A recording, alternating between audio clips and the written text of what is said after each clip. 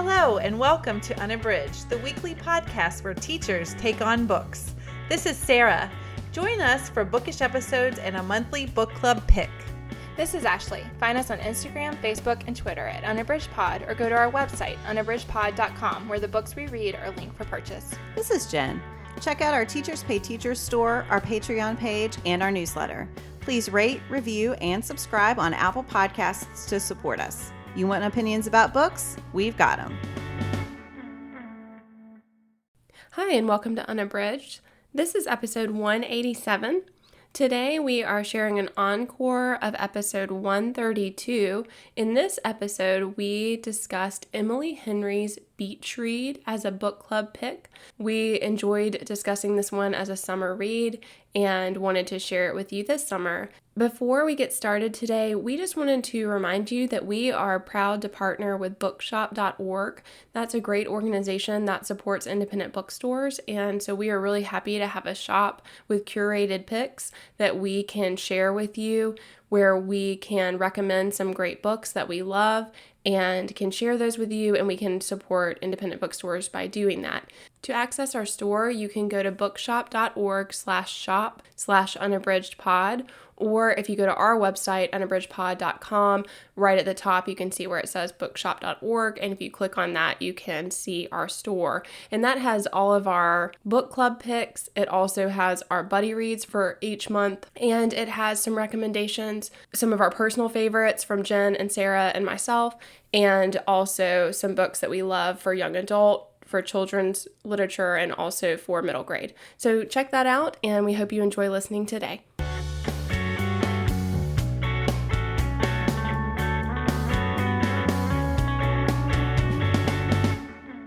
Hi, and welcome to Unabridged. This is episode 132. This is one of our book club episodes. We are talking about Emily Henry's Beach Read. Before we get started, we just want to mention that if you have not checked out unabridgedpod.com, we have a lot of great content there for you. All right, we also want to go ahead and do our bookish check-ins. So, Sarah, do you want to start? What are you reading right now? Sure. So my reading has been going pretty well. I have to say it definitely had some bumps along the way, but I've been reading quite a bit. So I'm happy about that. The one that I'm going to talk about today is one that I am reading for the December Summer Book Club, because as you all know, we did an episode with Ruth Ann back in November, and we talked all about December, and they are doing a book club that is focusing on ethically sourced fashion. And the book that we're reading is The Conscious Closet, The Revolutionary Guide to Looking Good While Doing Good. And it's by Elizabeth Klein. And I'm really enjoying it. I'm learning a ton. And it's really talking about how we can curate our closets and have less textile waste, thinking about what we're going to do, what we do with things that we don't want anymore, how we avoid consuming too much, and especially fast fashion that is just not well made and trendy, and we wear it for a season and then it's waste. And I'm not going to keep preaching about this, but what I really like about it is it's really showing me how much as Americans we consume and how much waste we have, especially in textiles. Because when I think about waste, I don't think about, I just like textiles is not something that goes through my mind. And also where the waste ends up, which is a lot of times in developing countries, and especially right now in the book where I am, they're focusing on Africa, and it's waste that they then cannot use, and it ends up in landfills in developing countries, which is horrific. So I'm really enjoying the awareness that it's bringing for me, and it's also helping me find ethically sourced fashion sources and having me think about paying more for quality textiles and kind of letting go of the fast fashion. Sorry, that was way longer than I thought, but I do think this is an important topic, and we have talked about December before. And the way that it connects to December is oftentimes these textiles are being made by people who are not being paid a fair wage or by the employment of modern day slavery. So that's kind of where the connection comes in. Okay, That is sorry. fascinating. I'm so glad you preached, because that is a lot of stuff that I did not know. So that's awesome. Yeah, That's really good. that does sound great, Sarah. Man, I When really I want to read read it, that. Ashley, I definitely think about you, because I know like once I'm done with this, I'm going to pass it on to you. Not that I don't think of you, Jen, but I know that Ashley is always like doing so much more than I do to make sure that her waste consumption is smaller, and so I think we could all learn from it, though. Yeah, and I really think that you're right, that it is an area that we don't highlight. So I think even when we think about a lot of the trends in America, at least for movement toward trying to consume less, there isn't a whole lot of discussion of that. I think there are other areas that get a lot more attention than that. So, and I think it's a harder one until you know where to go or who to who can be a source for you, a place to buy. It's a hard one to change because you have to have clothes. Of course, you can choose to buy less, but you are going to have to purchase stuff. And it is hard. I mean, even for me, like I think that in our family, we try not to buy tons of extra stuff, but for sure, our kids are, every year they grow and they have to have clothes and they wear them until they have holes in them. And then we do have to get something else. And so I think it is thinking about how can you do that in a more mindful way. And there are some great programs out there, but it's just being more aware of them. And I mean, I don't know much about it. And I think that's true of a lot of people, that even people who are paying attention to some of that conversation, that clothing and textiles is something that gets overlooked. Ashley, what are you reading?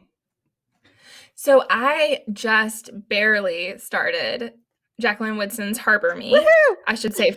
That's what. So I should say first that I'm really happy for you, Sarah, that you're making some progress. I don't know that I can say that I am making the same progress with my reading life. I keep thinking that I've kind of gotten into a groove, and then I feel like I'm in the doldrums again. But anyway, that's okay.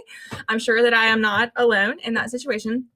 And I posted the other day several books, and Jen wisely commented that this one was both phenomenal and also very short and fast moving. So I picked it up because I thought that's a great point, and I just need to make some traction. I think that I finished a really long fantasy book I talked a while ago about Lady Midnight, Cassandra Clare's Lady Midnight, and I loved it, but it was 665 pages or something, and it took me a long time to get through it, even though I was enjoying it. But anyway, the point is that I need some wins, I think, in the reading world, and I know I'm going to love this one. I'm always here for Jacqueline Woodson's books, and I love that no matter what the story is, I think that at the core that she always speaks to kindness and empathy for others, and how we can grow as people and be kind and be open to accepting people who are different from ourselves. I think she's really great at that. So I see some of that already in Harbor Me. I've read very little so far, but I mean, I love the narration, and I know it's going to be a great one. So I'm excited to read that today. I'm so excited that you're reading that book. I'm thrilled. I got this one at Green Valley Book Fair. They are amazing. We talk about them sometimes, but they're a local bookstore for us, and they are still doing mail orders. So if you are looking for somewhere that you want to support that's an independent bookstore, they are doing mail orders right now. And I was absolutely overjoyed to get books from them. And they are doing pickup as well. So I did a curbside pickup, but if you are living elsewhere, they are mailing things right now, which I don't think they normally do that. I don't think they do. Know. Because I mean, they do a tremendous business here, but anyway, it's very great discount books, and I mostly got stuff for my kids, but I did get Harbor Me because I saw that and couldn't pass it up, and I'm so glad. So yay. What about you, Jen? What are you reading? So I just started a book this morning, so I have zero comments about it yet, but I'm reading an arc. It's Jennifer S. Cohen's Falling Forward, and it actually just came out, but I had picked up the arc as part of a buddy read, and so I've just started that this morning. And she's an indie author, so I think that's really cool that we are reading this together and hopefully promoting a book. Yeah, it's an author who's trying to make her way forward. This is her first book. So that is Jennifer S. Cohen's Falling Forward. So far, I know that the main character is undergoing a divorce, and that's really about it. So we'll see what's coming there. I have to say I'm reading a lot of arcs right now, which is really cool, but I'm a little overwhelmed. I was doing better about not requesting arcs, and then I kind of went on a spree. And I overestimated the amount of arc reading and review writing that I could do in a short amount of time. Yeah. So I'm struggling with that too, Jen. I think that both of us are doing some of the Book Shark summer reading camp, which I am really excited about. But I was like, oh, I can get this book and this book and this book. And they are all part of this, part of this communal experience of the summer reading. And I felt really excited about it. And then the same, I mean, they're all ARCs, so they've all got to be read on my e-reader. And that's okay. But when you're doing them back to back, yeah, it's just hard not to overcommit. And yeah, so listeners, if you are having that experience, let us know how you're managing that, because that is, or not, it's always nice to commiserate. Yes. And it's also nice to get tips, because I think I'm having that struggle too. I had really pulled back on how many ARCs I was asking for, especially that are e-ARCs. And now I just feel like like I might have made a mistake. Yes. But I think I made a series of mistakes, but we'll see. We'll see when I can find my way out of that. So, all right. Well, speaking of ARCs, do you like that segue too? I'm in on the segues today, apparently, folks. Speaking of ARCs, we today are talking about Emily Henry's Beach Read. This is one that has been super buzzy on Bookstagram, even though it is just coming out. We are actually recording on its publication date. And this is one like Bookish Ladies Club, which is a group we're all a part of, has chosen this as their June buddy read. And I think it's getting a lot of attention. So I'm super excited to talk about it, because spoiler, love this book so much. So it was a book of the month pick too. Oh, that's right. Yeah. Yeah. All right. So here's a quick summary, and then we'll get started. Emily Henry's Beach Read is a contemporary romance novel about January Andrews, a romance novelist. January is grieving the unexpected death of her father, and also the discovery that he had been having an affair. Since his death, her fiance broke up with her, and she has been unable to write. She flees to North Bear Shores, Michigan, to the home her father shared with his mistress, with the aim of selling the home and overcoming her writer's block. Then she meets her grumpy neighbor. She is determined not to have anything to do with him until she discovers that he is literary fiction author and college rival Augustus Everett. Sparks fly as January and Gus wager on a genre swap and discover the truth about each other. All right, so let's talk overall impressions. Ashley, what did you think about Beach Read? So I finished this one, I feel like it was only a few hours ago.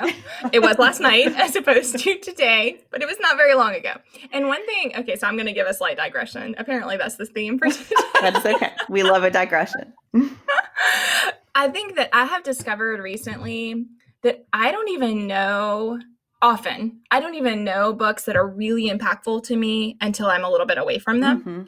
And so I know I really enjoyed it. I definitely really enjoyed it. And I thought it was rich and had a lot more substance. I've talked on here about how I've read a lot of romance books recently, and I have enjoyed how light and easy they are. And this one is heavier, and I appreciated that. I've actually already felt like I'm kind of burning out on some of the I've enjoyed this little pathway into romance books, but it might have been pretty short-lived.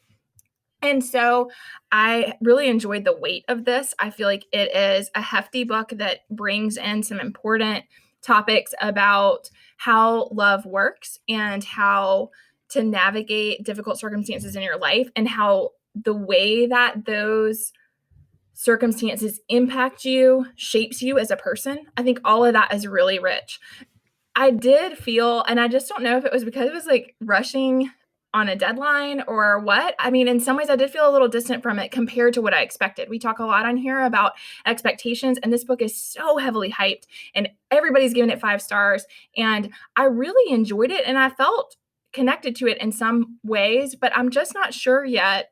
I'm just not sure yet how far that impact goes for me. So yeah, I enjoyed it. I'm glad I read it. I'm excited to discuss it today, but I will be thinking about, and as I move away from it, I'll be thinking about how much it stays with me. Okay. Sarah, what'd you think? I loved it. One, I think it's really... It's interesting to talk to, like, hearing Ashley talk about it, because when I chose it for my book of the month, which was in May, so I got it near the beginning of May and I read it right away. So I had seen it on Instagram and in different places, but everybody hadn't read it and wasn't reviewing it and all of that. And I talked to Jen about it, but I really hadn't talked to anybody else about it. And I knew that Jen really liked it. And so when I started it, I thought it was going to be just like a run of the mill romance and that it was going to just be that. So like it exceeded my expectations so much because it had this heart and it had this other story happening that was an aside from the romance part. And I just felt like I felt really connected to the characters. And I thought she did such a great job of creating these really strong secondary characters who were characters themselves, like they had these quirks, and I just really enjoyed all of that. So I think the longer we have the podcast and talk about a variety of books, I really I'm starting to believe and understand just how much impact the expectations you bring into a book, how they affect your reading experience, which is, I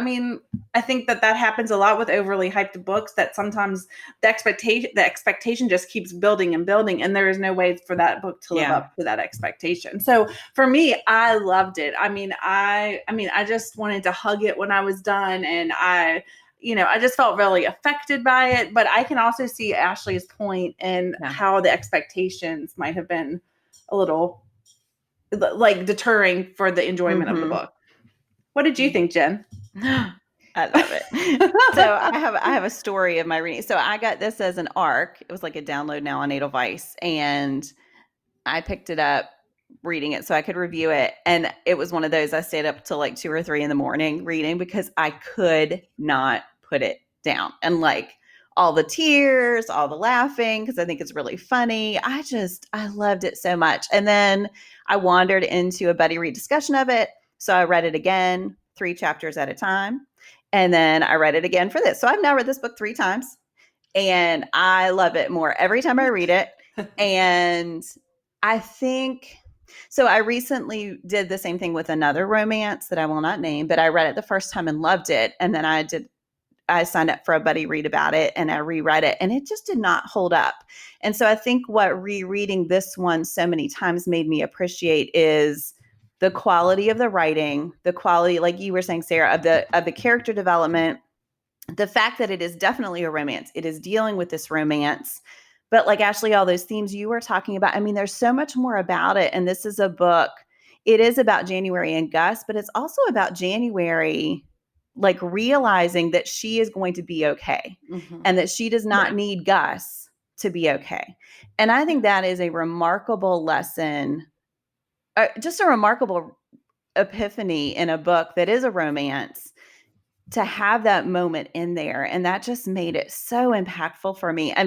We're going to talk about quotations later, and this is one where I was like highlighting every page because I think Emily Henry is a really talented author. I cannot wait to read more of her books because I think she is just so great at building characters who felt real to me.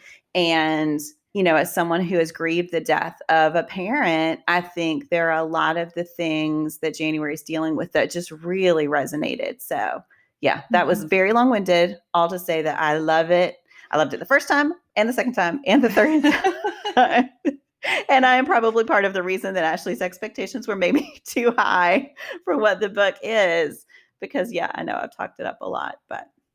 And I really loved it. I don't know how to explain it. I think I saw somebody post on Instagram about a book, and she said, it wasn't this book, but she said, I don't know if it didn't work for me or if I'm just in a space where nothing works for me. Yeah. And like, that sounds really negative, but I also think that's kind of the truth. Like, it's hard for me to, I loved it. I definitely think it's at least 4 stars for me. I just don't know. I think I expected it to be blown out of the water. And because of that, I'm not sure if I had that impact or not. And it also is hard for me right now to want to be sad. Yeah. And I think that when I got to the part about her dad and those letters, of course, that is heartbreaking. First of all, number one, it made me feel like a bad parent because I have never written letters on my kid's birthday. And so I felt inadequate that I had never thought to write that. And I know that's not the point, but I'm just going to be honest and say that, we talk about that with our episode with adult conversations with Brandy Ferner, but this feeling that like you're never enough as a mom. And I think that it's so great in the book that he has this chance to work through all this horrible stuff in those letters. I think it had to be there. And those are gorgeous and heart-rending. But it was hard for me, like how you feel about experiencing sadness through characters affects the way that you read books. And it's not that I never want to be sad when I read. I'm actually much more willing to do that with reading than I am with watching. But sometimes it's just overwhelming for me. And so, and that affects it makes more of a, like, I feel like they teach little kids about mixed feelings, you know, like it makes more of a mixed feeling because I'm loving it, but I'm also grieving. And like for me, I mean, I'm grieving, you know, like you said, Jen, I mean, I'm grieving the loss of a parent that happened to me a long time ago. And not that I never want to think about that, but it's hard sometimes when those things come to the surface to be ready to embrace them. So anyway, that's a lot of unpacking there. But I think that, you know, that stuff is all relevant when you're getting into books that do a good job of showing the complexity of being human. All right. Well, I think we may have answered this question already, but I'm going to go ahead and put it out there. What worked for you in this book? Sarah, do you want to go first? Sure. For me, the thing that really stood out to me was Henry's ability to weave in humor that made me laugh out loud. Because I don't think often when I read a book that I actually laugh out loud. And it's funny that I read Emily Henry's Beach Read and then Brandy Ferner's adult conversation so close together, because both of them, I would be sitting, my husband would be working on his computer and I would be reading and I would be chuckling out loud at certain things. And I think for me, it is a rare thing that I laugh out loud when I'm reading a book, especially a romance book. And I think, again, that goes back to those expectations. I did not expect that at all when I started the book. And just, I think that it takes a very good writer to be able to write humor in a way that connects with a reader. And I think Emily Henry does it fantastically. And so for me, I loved everything about the book. I mean, I just adored it. But for me, the thing that makes it shine are those moments of humor. So that's what worked the best for me. I mean, the banter in this one is stellar. I love it. It reminds me, another favorite banter-wise is Sally Thorne's The Hating Game. And it reminds me of that I'm just like crying. Like I could watch it in a movie. It feels like that old like Hepburn and Tracy kind of, just back and forth, really smart people saying really smart things that are just hilarious. I love it. Yeah. Ashley, what's something that worked for you? Yeah, I loved the banter. I loved that when they write the notes to each other, all of that was just so endearing. I loved that so much. But I think that the thing that stood out to me the most was actually, this is going to sound contrary to what I've just unloaded for everyone about my emotional journey with this book. But what stood out to me the most was all the stuff with New Eden and the way that Gus was willing to sit with the atrocity of things that happen in humanity. I just thought that was so powerful. His willingness to look ugly things in the face and January's willingness to hold his hand while he did it. I think all of that was just phenomenal. So I know that is contrary because obviously those things are sad, but I think that's what she does so well in a romance. So like I said, actually, ultimately, like that kind of book that really looks at, I mean, I think about Cormac McCarthy's The Road, which we talk about all the time, which I absolutely love. I mean, I like books that explore what it is to be human, including all the ugly parts. And I think I really thought that was so rich in this, but I do think that at least right now, which again, I think a week from now, I might feel very differently about this. It was hard for me to move from that into that funny banter and the humor and the lightness and the sexiness. I mean, all of that, like I loved all of that. It just was it was a lot. It was a lot to experience emotionally, but that was probably the thing that I loved the best about the book was just, I loved the thing with Dave and the interviews and where he wanted to, he couldn't come tell the story. And then Gus's ability to help people tell these stories that help them heal. I mean, I just thought all of that was fantastic. Yeah. What about you, Jen? We know, I know that you loved it. What's something that I mean, again, I think I loved all of that too. And just the understanding that it's not about solving someone else's problems, but it's about just being there. And I think both of them have those moments for each other, which I appreciate. I mentioned about January gaining confidence in herself and in her own ability to be okay. I thought that was strong. Yeah. This is something I read a lot of romance. And so I thought the way that Emily Henry chose to play with the tropes of romance and to make January so aware that she was looking for those in her own life, but also she was resisting those. Like there's a quote I'm going to share in a little bit where she says, I don't want to be the romance trope that does this. And so I think it's not quite breaking the fourth wall, but it almost feels like it, that just you see, because they're authors and everything is a story, you see them both embracing and resisting that tendency to make their own lives that type of story. And because January is a romance author, she is very much playing with those kind of tropes in her life. So I just thought that was really clever. I just think it was smart for Henry to embrace those instead of trying to hide from them, because I think that was one thing that made it really successful for me, is that she's just saying, yeah, these are things that happen in romances, and sometimes they might seem a little silly, but this is also why they work. And so I thought that was really great. Let's talk about what didn't work for us. I don't remember who started last time. I was trying to go back and forth and I've lost track. So does anybody want to start? I mean, I think it's a testament to this book that it's hard to find things that don't work. So I feel like I've already given probably more than anyone wanted to know about the emotional unpacking that I am doing after reading it. And so in some ways that is what didn't work for me. But I think that as I move from it, like I said, the more I've thought about 5-star reads, the more I've realized it is the ones that have the emotional resonance that I really come to love. Yeah. So even if in the moment of finishing them, I don't realize, like the Song of Achilles, Madeline Miller is a great example of, I mean, I knew I loved it, but that one was also very sad.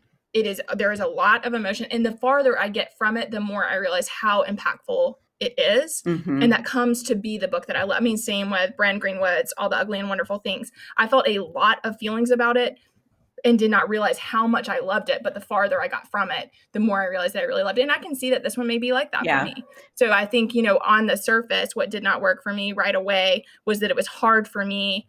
I think it was convincing. Henry was convincing in the movement from the light and easy to the difficult, hard work. But it was hard for me right now at this time to move with her on that.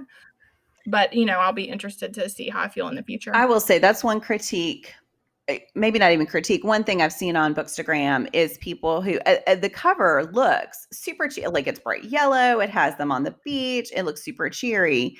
And so people who go in expecting just a pure light romance, and then to find out that there is all this emotional content, some people aren't loving that jump. And so I think that's totally legitimate, because sometimes you pick up a book because you think it's going to be light. And then if it's not, and you're not in the space to handle any, something else, that's problematic. And then you get into spoiler territory, how much do you want to know about that going in? But I do think right now people are choosing books pretty deliberately based on their mood and what they feel like they can handle. And so I think maybe that's more a problem now than it would be at other times. I was just going to say that I think like you said, Sarah, about having not talked to many people about it, a lot of a difference for me is that we often are together. The three of us are together in person more often. And so we do a lot more of talking about books. And I think this is one, I'm glad we're talking about it today. This is when I kind of need to work through. And so I do think that's different for people right now who are at home, who normally have a reading community in person as well as online to talk about their books and their reading experience. Yeah. Sarah, is there anything that didn't work for you? I was struggling with this before we started recording. I would say no. I think that you, like the things that you both talked about, especially the cover first, because I did think it was going to be a really light read when I chose it as my book of the month. Luckily, before I read it, I saw another Bookstagrammer talking about it, and she said it was so good, but it's kind of sad. And so we kind of messaged back and forth. And then I felt prepared to like that there was going to be some sadness in it. So I really loved it. It also is the book that kind of brought me out of this reading slump. So again, I had been really struggling, and I read this, and I also, Jen, stayed up till 1 a.m. reading this. And so I can't think of anything that didn't work for me, because it was kind of the like right book at the right time for me. So I don't have anything to add. Yeah, I really don't either. There are things that the characters do that frustrate me, but I think that they are consistent with the characters Henry has built. And I think that is part of believing that they are real people, is believing that Gus maybe isn't always making the best emotional decision. Yeah. And so even though there are parts in the book like where I kind of want to throttle him because he's hurting January, I also know that he is doing all that he can because of his past experiences. So yeah, that was something I really appreciated. It's just that they're never, and that I've struggled with that as I've read several romances back to back, which I don't read as often. The nothing in this feels contrived. Yeah. And I really appreciate that, because that is something in a lot of the romances I've read recently, that even though I'm enjoying the reading experience, the conflicts between them sometimes feel contrived. And this never felt that way. Everything felt genuine. The tension between them, the resistance on both sides. I thought all of that was really effective. So like you said, Jen, I mean, there were times that it's frustrating to see them not willing to take the step, but it's very real. Yeah. All right. Well, let's share some quotations that we enjoyed from the book. And now I know who went last. So Sarah, if you'll go first this time. I'm back with it. What's your quotation? So my quotation is, "Falling's the part that takes your breath away. It's the part when you can't believe the person standing in front of you both exists and happen to wander into your path. It's supposed to make you feel lucky to be alive, exactly when and where you are." So this is a conversation between January and her best friend, Shadi. And what I love about this quote is they're talking, and Shadi is explaining that when you fall in love, that you should have, that this is the way you should feel. And January says that she has felt that, and it was with her friendship with Shadi. And I just thought that was beautiful, because I thought that Henry did a really good job of showing how important this female friendship was to January and to Shadi, and that they are just like soulmates, like friendship soulmates, and they are always there for each other, and they love each other unconditionally. And when January says that, when Shadi says this quote about falling in love, you're automatically thinking about Gus. But when January says that she's found it and it's with her because they are just such good friends. I mean, I found that very impactful. I shed a tear, and I just thought it was so beautiful to be able to describe her friendship with her like that. So to me, that was a quote that really stuck out, and it was a really beautiful part of the story for me. I love that too. I just got goosebumps and almost started to cry all over again. So yes, I think so. I'm really pulling. I would love for a book about her. I think she would be a phenomenal protagonist in Emily Henry's next book. So Emily Henry, if you're happening to listen to this, I will read it for sure. She's such a rich character, and I love how her love experiences are so contrary to January's, and how, none of that impacts their amazing friendship, but it is helpful to look at the different ways that people's love lives go. And so, I thought all of that was really, like, how she's really great at falling in love and things all, and like disaster ensues. But I loved all of that. Yeah. Well, and I just thought the descriptions of her as seeming to be this one thing, seeming to be really tough and really, but that at heart, she's a romantic. I think another thing, and I haven't really said this, that I love about the book is how it shows that we are always interpreting other people's actions and reactions to us, and that a lot of times we are wrong, and that we have no idea what they're really thinking. And most of the time that's with January and Gus, that January has built up Gus as being this person who was really disdainful of her and who thought she was a bad writer.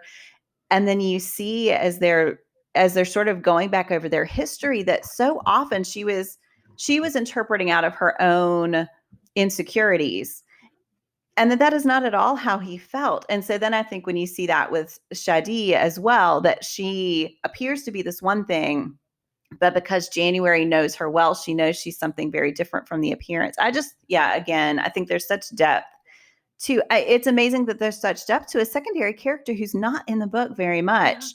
but I really felt like I came to understand why January loved her so much as a friend. Yeah. All right. Ashley, what's your quotation?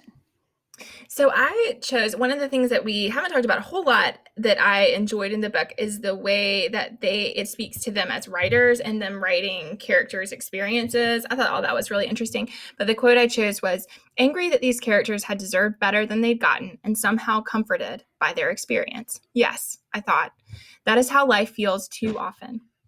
Like you're doing everything you can to survive, only to be sabotaged by something beyond your control, maybe even some darker part of yourself.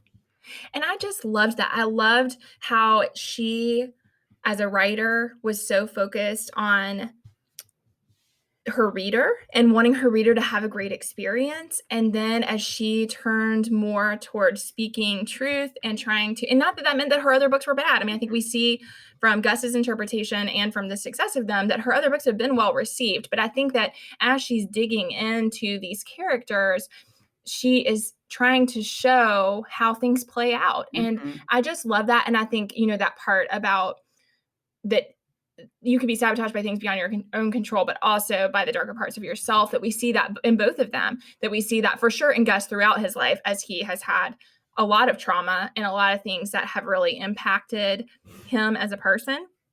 But then we see it in January as she has had this kind of cataclysmic event happen, both of losing her dad and then finding out this horrible truth that she's having to work through all that. I just thought all of that was really rich. And I loved how they were exploring the genres and trying to sort through all that stuff. I just thought it was really interesting. And I remember what I wanted to say about your comment about Gus, Jen, was just that I think I also loved that we saw that she misunderstood what he was like. But also, he was like, I was an asshole. I mean, I think there is truth in the fact that he couldn't be bothered to give commentary on anyone else's work because he was young and smart and pretentious. And I think even though we love him as a person, like I could relate to a lot of that. Like I could relate to being that person and to feeling that way and to being with friends with people who were like that. And so I just appreciated that too, because I think that it's both that she misinterpreted him, but also that when he gave commentary, the commentary was criticism and harsh and all of these things, because again, that's consistent with, I think, sometimes how young academics come across as they're trying to establish themselves and, create a community of people who comment and give feedback and stuff. So I thought all that was really interesting. Yeah. All right. So I wrote down in our notes the end part of this quotation, but I'm going to back up to give a little context. So January's thinking, in my own story, I didn't want to be the heroine who let some silly miscommunication derail something obviously good. But in my real life, I felt like I'd rather risk that and keep my dignity than keep laying everything out for Gus until he finally came right out and admitted he didn't want me the way I wanted him. And she thinks more than once, she's had this thing that he will sleep with someone once and then it's over. So she thinks more than once, I thought miserably, something real, even if a little misshapen. And I thought that was so beautiful because I think that's what love is that it has to be real. It's not going to be perfect. And she has had these illusions about her parents' marriage that it was perfect. And so then to see her suffer from the fact that she's realized that it's not perfect. She had set up this relationship for herself with Jacques that on the surface seemed perfect, but was quite empty. It was only successful in the moments where they were both kind of on show or ready to show, how beautiful and wonderful they were, but falls apart when she is sad and vulnerable and he just can't handle that. And so I think she has grown so much as a character to understand what she actually wants. I just thought that was a beautiful moment. And again, the writing there, I could just, that something real, even if a little misshapen, is so lovely, both in meaning and in the way it's written. Yeah, I just really like Henry's work there. Yeah. All right, let's move on to pairings. And Ashley, I cannot keep track. I think Ashley's first this time. Ashley, what is your pairing for this book? So I wanted to go back to one that we've talked about on Unabridged for a book club, and it's Mary Beth Keene's Ask Again, Yes. And I loved that book. That's one that the farther I've gotten from it, the more I have appreciated it. I loved it when we discussed it, but I think it has really stayed with me. And it is different in a lot of ways, but I think that in it there you're looking at two families and you're seeing a lot more of the different generations in the family. But when you get down to Peter and Kate, who are the kids, they experience trauma, but they come into this love relationship. And similarly, I think that they have this background between them that unites them, but it's a long time later that their love forms, and then the love is complicated, but it's rich. And I think all of that we really see with Gus and January, that they've got this history. I mean, we hadn't talked about the beginning. There's so much you could talk about in this book, but we hadn't really talked about when they, that when she first saw him now, like in this part, she thinks he doesn't even remember her. Oh my gosh, I love that so much. How ridiculous that is. But it is, I mean, rightfully so, she feels very self-conscious that because he doesn't say it outright, he must not even remember. And so again, I think it's this shared history, that there is connection. And so I think that's significant. Also, I don't want to give any spoilers, and I think if I made this connection outright, it would be a spoiler, but there is a lot about the complexities of love that I think is really similar between these two books, and just speaks to how love that is true is not easy, and it is not simple, and it can endure while being really complicated. And I think that both of these books do that so well. And so I feel like that's another similarity. And then finally, I think that two other thematic connections. One is just the commentary on grief and on dealing with trauma and how to heal and what that looks like and how to move forward, that's really significant. And also this idea of forgiveness. I think when I come right down to it, Ask Again, Yes is so much about a search for forgiveness and a search for continuing to have connections to people that you love, even though it's messy. And I just think that book does that so beautifully. And so does Beach Read. I mean, I just love the way that it is about, for her dad, even after he's gone, he has been preparing to ask her for forgiveness for so long. And I think that all of that, I'm effectively making Jen sad. I can see it already. I mean, I think all of that hold it together. Yeah. I think all that's so convincing, and I think it's so powerful that we love people, but that love is not simple. And I think both of those books just do that so beautifully, of painting these complex relationships between people and showing them working through these hard circumstances. And I just love that. So yeah, so that is mine. Mary Beth Keene's Ask Again, Yes. Okay. Sarah, how about you? Oh my gosh. So I'm going to start crying again now.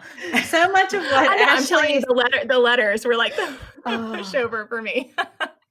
So much of what Ashley said about Ask Again, Yes is really true for my pairing. And my pairing is Josie Silver's The Two Lives of Lydia Bird. And this story follows a young woman whose fiance, this is all very in the very beginning, whose fiance dies on her birthday, on the way to her birthday dinner. And the whole book is about her working through that grief and kind of coming into her own as a woman and as someone who is not defined by her love, the love that she gives someone else or that someone else gives her, which I feel like in Beach Read, January gets to that point. That they are not being defined by the relationships they're in. And this happens for Lydia in The Two Lives of Lydia Bird. And I mean, it really is a beautiful exploration of grief, how we cope, how we come to terms with when bad things happen. And this one is really interesting because there are alternating timelines. So there's kind of like an alternative universe type thing that is going on. So it is really interesting. But I think at the core, it is about overcoming grief and working through things and finding ourselves again. And Lydia does that beautifully. And I think January does that beautifully in Beach Read. So I think that they would make a great pairing. And I stole so I just want to say Jen also had this one written down, but she also had a second choice. So I stole this from her. So she might have something to add. There was no theft. And that was a great discussion. I do really want to read that. It was another one that I resisted because people said it was sad. I would say I mean, I am interested in it. I definitely feel like for me, Lydia Bird was the sadder of the two. I mean, I definitely got choked up several times during Lydia Bird, but maybe not today. Yeah, not today for you, friend. No. We'll be withholding it from you for a while. I need that sometimes. All right, so my pick is Kate Claiborne's Love Lettering. First, superficially, this is another recent romance that I gave 5 stars. I just thought it was the same great balance of witty and funny, and also dealing with some really serious topics. I'm going to really resist giving some spoilers, but I do think there are some thematic connections there as well. Oh, and I also have to say there's a lot of stuff about fonts in there, which makes me so happy. My friends know that I love a good font, and I love picking the right font sometimes. So I make them want to drive their heads into the ground, but I do love fonts. And so that just fed my soul the whole book, because she is talking about letters the whole book. But so this book is about Meg Mackworth, who is living in New York City, and she does hand lettering, and she ends up meeting this couple who want her to do the lettering for their wedding. And I think it's like a year later, and the groom comes back into the store, and she realizes that they did not end up getting married. And so they strike up this friendship. It's a romance. So yeah, this is the couple. His name is Reed. And so they reminded me in some ways of January and Guess, because just like January, Meg has in many ways been shaped by certain things that her parents have done or have told her, or that she has discovered about them. And so you see this adult who it has been independent, but has very much, her identity has shifted in a way that she was not quite ready for. And Reed, just like Gus, is in some ways closed off. Again, I don't want to share the reasons, but he is in some ways closed off. And Meg is trying to reach him and convince him basically to be vulnerable to her so that they can get to know each other better. So I think it is superficially quite similar. It's another book that made me giddy, and then I stayed up way too late reading, but it is also a book that thematically has some of the same character arcs that this book has, that Beach Read has. So I really want to read that one. I was scrolling through my Kindle while you were talking, because I was thinking I had purchased it, but I don't see it. So yeah, I really want to read that one. I checked that one out from the library, the ebook out from the library, so you might be able to get it that way. Oh, good. Yeah. That sounds great. I did purchase it. You what? I since purchased it because it was on sale, and I was like, I might read that again.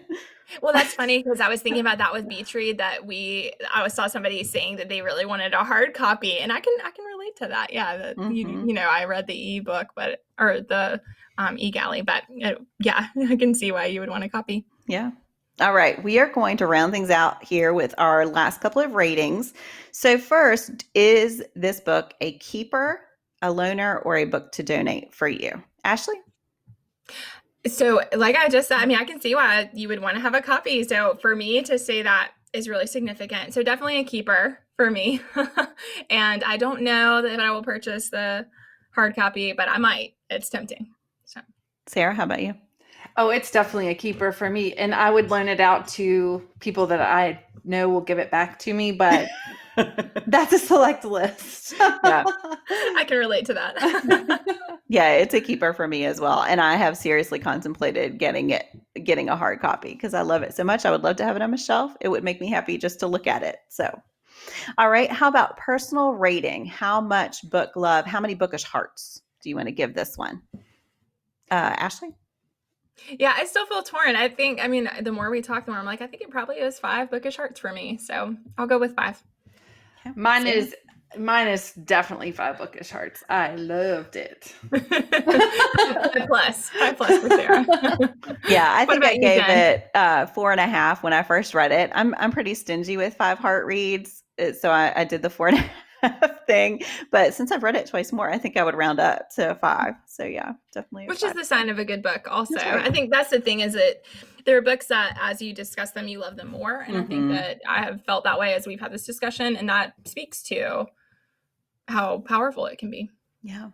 All right. To finish out our episode, we are going to end with our Give Me One. And today's topic is Give Me One favorite 1980s TV series. Who wants to start? I can start. So my family, we watched the sitcoms in in the 80s and then the early 90s. We were all about those sitcoms. So one that we watched every week was Growing Pains. We loved it, and I was in love with Kirk Cameron. I had all his photos and posters hanging on my room wall because I thought he was so dreamy. So that was one of my favorites, and my family's favorites too. I'm just going to aside, I'm just going to say that I do feel like something that I'm missing, especially now with my kids home and all of us home, are shows that are appropriate for us to watch together as a family that are not animated, that we can all enjoy, which I felt like the 80s did that very well because there were a ton. So that's all. Yeah. Yeah. And just kind of that like Friday night back to back series. TGIF. All of them were fine for people to watch together, and you could do it with friends or you could do it at home with your family. Yeah. Yeah, I agree. All right, Ashley, how about you? So I realized as I was thinking about this that I have never been big. I'm consistent in this part of my personality. I've never been really big on shows or movies, but one that I really loved was The Wonder Years. And the main reason I remember loving it is that I remember that Wednesday was my favorite day of the week because The Wonder Years came on. So I think that speaks to how much I loved it at the time. So yeah, that was a good one. I love that one. And I every time someone says that, that's the theme song plays in my head automatically because I just love that song too. Yes. Yeah. What about you, Jen?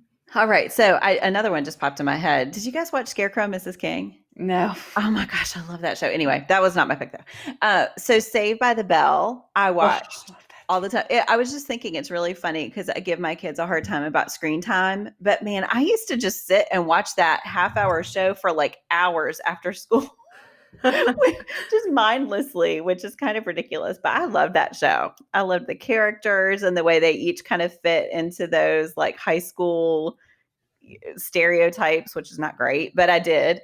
And I thought Zach was really dreamy. And yeah, I really love Saved by the Bell. See, I like Slater. That was who I thought was really dreamy. Mario Lopez is good looking. Yeah. I mean, they both are. But that seems more consistent to me for you, Sarah, than I'm actually surprised about Kirk Cameron because his like character is a little out of line of the ones I would normally pick for you as like, just kind of the bad boy approach or like the sort of outside the main sort of. Well, but he was like that in the show. Like he as an actor isn't.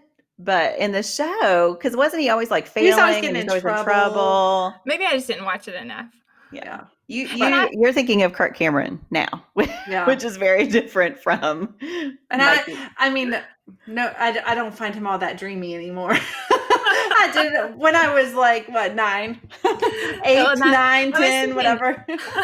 But something I miss is like you said about the family shows, but also I really miss that just TV. Like we only watch on demand now, like we stream from Netflix or Amazon or whatever. And that's been true my whole adult life. But this is going to sound dumb, but I think probably people can relate to this, that choosing things is really overwhelming to me. Like I don't want to spend a lot of time thinking about what entertainment option I want to watch. And I kind of miss that, just being able to, you turn it on and then just back to back, there's all these shows that you may love them, or like I really liked Full House. There were a lot of them that I liked, but it also was just that once you turned it on, if you wanted to keep watching, there was a series of things where you felt some connection to the characters, you knew who they were, you had an idea of what the storyline was. I miss that. I think kind of just that you didn't have to choose to invest in a series in the way that you do now. Because once I'm in them, like I've talked about Schitt's Creek a lot on here, the last name Schitt's Creek, and I feel like it just takes a lot. My life partner always had to like convince me to, or Sarah and Jen are also good at this, convince me to invest in something. And then I love it. And I'm so glad that I watched it, but it's like, it's hard for me. It's the entrance in that is tricky. And I think what those series from the 80s and the 90s that did so well is just told stories over a long period of time where everybody kind of knew them. Mhm. They knew the characters, they knew the premise, and then it was easy to dip in and out of them. Yeah. Thank you, everyone, for joining us for our discussion of Beach Read. Thanks for listening.